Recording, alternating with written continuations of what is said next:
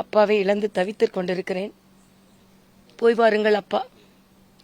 அடிக்கடி நான் சொல்வதுண்டு, மருத்துவம் தானே படித்திருக்கிறீர்கள், தமிழ் கொஞ்சம் நன்றாக பேசுகிறீர்களே என்று கேட்கும் பொழுது,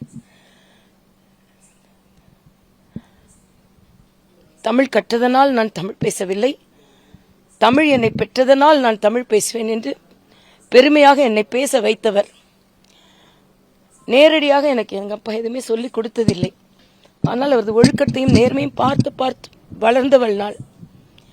தேசமும் தெய்வீகமும் எனது 2 கண்கள் என்று சொல்லி வளர்த்தவர். அதனால்தான் இன்றும் நான் தேசியத்தையும் தெய்வீகத்தையும் 2 கண்களாக போற்றிக் கொண்டிருக்கிறோம். மிகுந்த தேசபக்தியும் தெய்வ பக்தியும் உள்ளவர். அவரை இழந்து வாடுகிறோம்.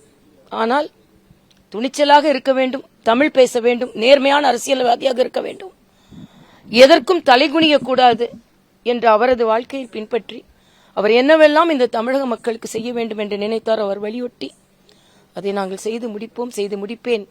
உங்கள் சகோதரியாக அனைவருக்கும் என் தந்தை இழந்து வாடும் நீங்கள் எல்லாம் இந்த நேரத்தில் வந்து ஆறுதலை தந்ததற்கு நான் எனது வாழ்க்கை